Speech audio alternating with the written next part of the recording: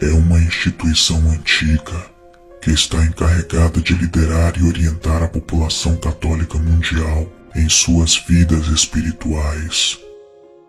Papa provém do latim uma palavra carinhosa para pai. É o bispo de Roma e, como tal, é o líder mundial da Igreja Católica Romana. O Papa é eleito pelo Colégio dos Cardeais e o seu posto é vitalício, ou seja, enquanto viver seu cargo eclesiástico é chamado de papado, e sua sede de Santa Sé. O Papa também é o chefe de Estado da cidade do Vaticano, uma cidade-estado soberana enclavada por Roma. A religião católica acredita que Jesus designou São Pedro como pastor e rocha da igreja, e os papas, como seus sucessores, possuem autoridade para governá-la. Hoje, vemos o Papa como uma figura cujo poder vem de sua capacidade de influenciar a direção do catolicismo e até do cristianismo como um todo, e, portanto, a opinião de mais de 2 bilhões de pessoas na Terra. O Papa exerce o poder de forma sábia através do simbolismo e da importância histórica do papado. No entanto, as coisas nem sempre foram assim. Após a difusão do cristianismo em todo o mundo ocidental, o papado tornou-se cada vez mais poderoso. Uma vez que os vários governantes e monarcas da Europa e do Oriente Médio começaram a se converter ao cristianismo, o Papa teve uma espécie de controle sobre vários reinos cristãos recém-convertidos. O grande cisma, que começou em 1053, dividiu o cristianismo efetivamente em 2, com o Papa tornando-se a figura mais importante da Igreja Católica com base na Europa Ocidental, e os cristãos do leste, que formavam a religião cristã ortodoxa, viraram as costas para o papado, pois perceberam que a Igreja estava dando mais louvor ao Papa do que ao próprio Jesus. Durante a maior parte dos próximos 1000 anos após o cisma, era o Papa católico que controlava e influenciava grande parte das atividades seculares, artísticas e políticas na Europa Ocidental, que foi rapidamente estabelecendo-se como o grupo mais poderoso de reinos e estados da Terra. Como o Papa tinha tanta influência em toda a região da época, é seguro dizer que ele era o homem mais poderoso do planeta. Naturalmente, o poder atrai a corrupção, e os papas do passado não eram tão misericordiosos e humildes. Alguns papas ganharam o poder através de manipulação política, corrupção e até assassinato. Uma apostasia total da própria fé, contradizendo tudo aquilo que eles sempre pregavam. Por mais que a Igreja Católica de hoje prefira fingir esquecer estes detalhes, a história da sede papal foi marcada por guerras e derramamento de sangue, o que contrasta muito com a posição política relativamente benigna do Papa hoje. Seria de fato benigna hoje? Neste capítulo 4 da série, você vai conhecer 7 desses papas que com certeza foram os mais malignos da história. 7 homens que envergonharam o nome da igreja. Sentem-se, crianças. O tio Lu vai contar uma história para vocês.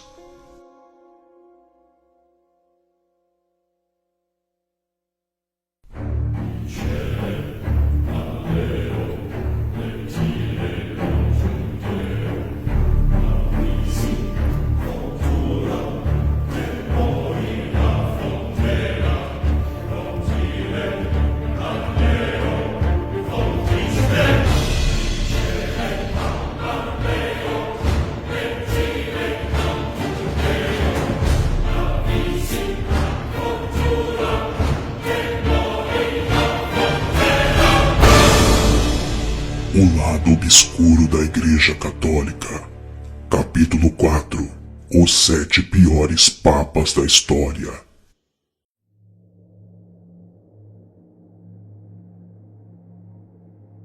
Nos capítulos anteriores da série, você viu o começo conturbado da Igreja Católica, as guerras promovidas em nome da fé, mas com interesses políticos obscuros, e o derramamento de sangue desnecessário, cruel e covarde da Inquisição ordenada pelos papas, sob os quais marcaram a história com injustiça em nome de Deus.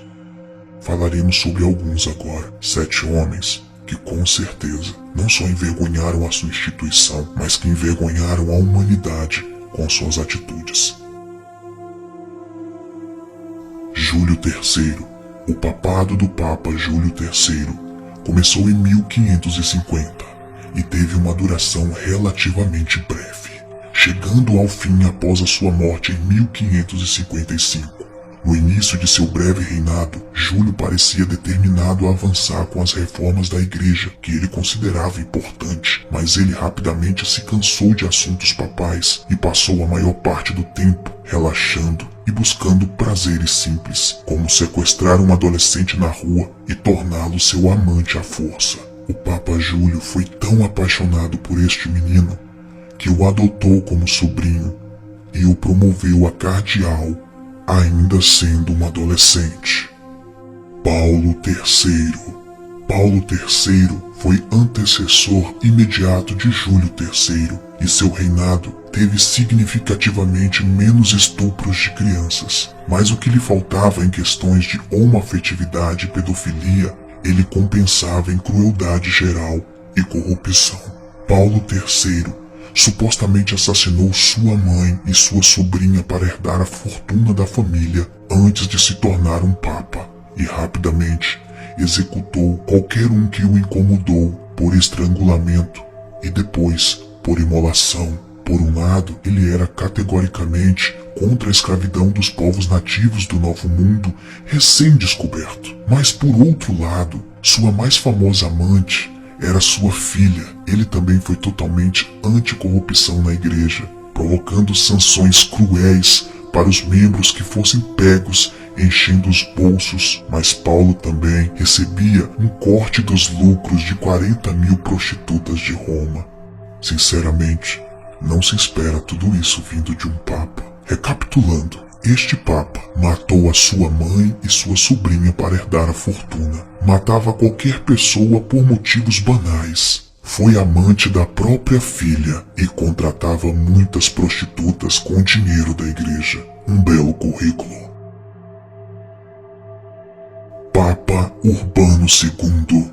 Ele nada mais é do que o principal responsável pela Primeira Cruzada, o primeiro de muitos conflitos entre o cristianismo e o islamismo que geram problemas até hoje. Urbano II decretou: todos os que morrem pelo caminho, seja na terra, ou no mar, ou na batalha contra pagãos, terão remissão imediata dos pecados.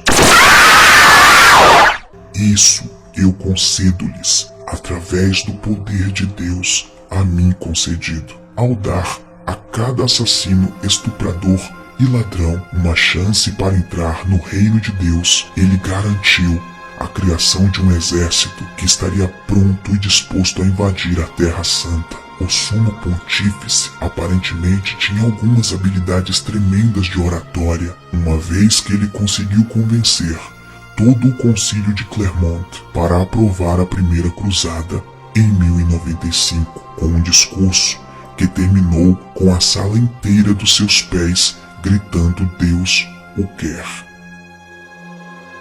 Papa Bento IX. Em 1032, Bento IX tornou-se o papa mais jovem a assumir a cadeira papal, com alguns relatos afirmando que ele tinha apenas 11 ou 12 anos de idade no momento da sua promoção para o papado, apesar de registros oficiais relatarem que ele estava perto de fazer 20 anos. Em vez de optar pelo papel de governante misericordioso, Bento IX deu um jeito de arranjar uma cópia dos livros da série Game of Thrones do futuro e aparentemente se espelhar em seu personagem favorito, Joffrey. Em outras palavras, só quis dizer que ele basicamente era um canalha. Papas posteriores descreveram seu reinado de diversas formas. Papa Vítor III relatou: sua vida como Papa foi tão vil que eu estremeço só de pensar nele. Considerando a competição entre papas ruins, isso diz um pouco sobre Bento IX. Ele era anfitrião de orgias exclusivamente masculinas no palácio. Ele livremente estuprava homens, mulheres, crianças e animais. Bento IX também detém a distinção de ser o único papa a vender seu papado, do que ele mais tarde se arrependeu e pegou de volta à força. Mais tarde, ele abdicou do papado e foi excomungado, morrendo como um homem normal, porém ainda excessivamente rico. Papa Estevão VI. Estevão VI não quis saber de reinar como seus contemporâneos pervertidos, violentos e corruptos. Mas o cara definitivamente sabia como guardar rancor. Quando ele subiu ao poder, Estevão ordenou que os restos mortais do seu predecessor, Papa Formoso, fossem exumados para que o cadáver pudesse ser julgado por seus pecados. Sim, você ouviu isso corretamente. Esse episódio bizarro é conhecido como Sínodo do Cadáver e foi facilmente o evento mais estranho da história papal. Estevão VI fez com que o cadáver de Formoso fosse sentado em seu trono, vestido de vestimenta e adereços papais, para que respondesse por seus crimes, que eram, em sua grande maioria, apenas decretos e ações das quais Estevão havia discordado enquanto Formoso estava vivo. Quando o veredito de culpado foi decretado, o esqueleto foi decapitado e lançado no rio Tibre. Estevão VI também anulou todos os decretos de Formoso, fazendo com que ele nunca tivesse governado. Esse episódio foi considerado tão absurdo que o próprio Estevão VI foi estrangulado até a morte, um mês após o seu julgamento. Papa João XII. Vários papas fizeram verdadeiras festas e orgias no Vaticano, o que é insano, considerado que oficialmente todos eles estavam no celibato. Celibato é a ausência de sexo. Mas João XII provavelmente tinha mais libido do que qualquer outro sumo pontífice. Ele se tornou papa com apenas 18 anos de idade e logo desenvolveu uma reputação de estuprador e de pervertido. Ele supostamente estuprava suas duas irmãs regularmente, além de ter ordenado um menino de 10 anos a se tornar bispo. Por que não? Ele também sentia um prazer inigualável ao fazer amor nos locais mais santos do Vaticano, como os túmulos de São Pedro e São Paulo. Quando ele não estava afim de atividades tão libidinosas, ele gostava de passar o tempo arbitrariamente torturando e castrando cardeais. Seu reinado de 9 anos começou em 955 e terminou em 964, depois que ele foi assassinado por um marido ciumento que o pegou na cama com a sua esposa. E em primeiro lugar, Papa Alexandre VI. Alexandre VI foi tão não cristão que criaram um drama na televisão moderna inteiro dedicado a contar as histórias das palhaçadas dele e de sua família. Você pode conhecê-lo por seu nome de família, Rodrigo Borgia. Borgia era uma família de comerciantes ricos que efetivamente compraram o trono do Papa para que Rodrigo se sentasse nele em 1492. Uma vez tornado Papa, os bons tempos começaram a rolar para a família Borgia.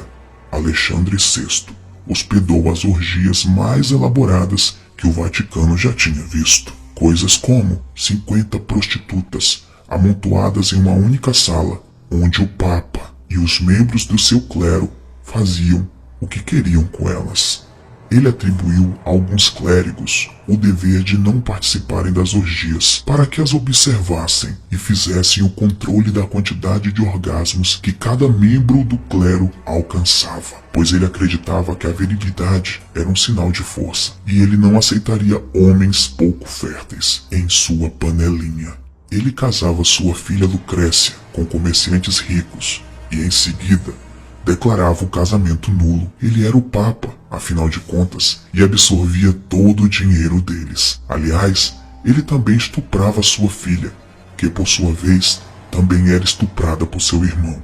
Alexandre VI e sua família efetivamente roubaram a nobreza de Roma e mataram quem ousasse se opor contra eles. Seu papado de 11 anos chegou finalmente ao fim em 1503, quando um dos muitos assassinos contratados para matá-lo conseguiu terminar o serviço. Ele foi envenenado e morreu lentamente ao longo dos próximos dias, com 72 anos de idade.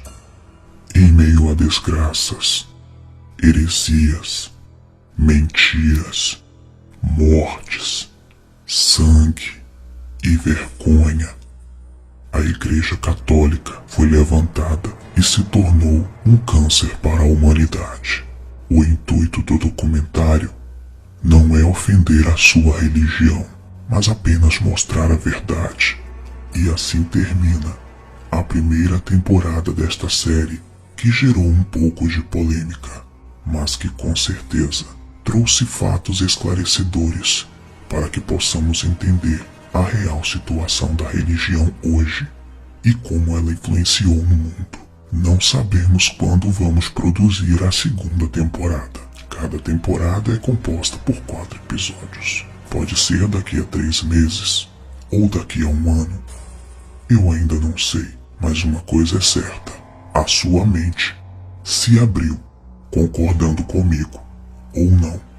Questionamentos nesse momento são feitos. Cabe você julgá-los, administrá-los e refletir. Até a próxima temporada de O Lado Obscuro da Igreja Católica.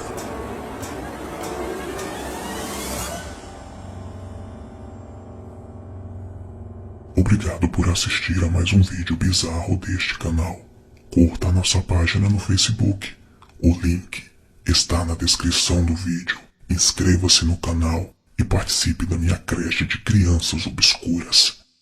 Participe do grupo exclusivo de WhatsApp da Creche Obscura, Sociedade Secreta do Tio Lu, somente para patrocinadores. Se você acha que fazemos um bom trabalho neste canal, então se torne um patrão, um patrocinador, um incentivador. O link para você patrocinar este canal está aí na descrição do vídeo, no Patreon. Com apenas $1 por mês, você já me ajuda bastante. Lembrando que vídeos aqui no canal, toda segunda, quarta e sexta, às 19 horas.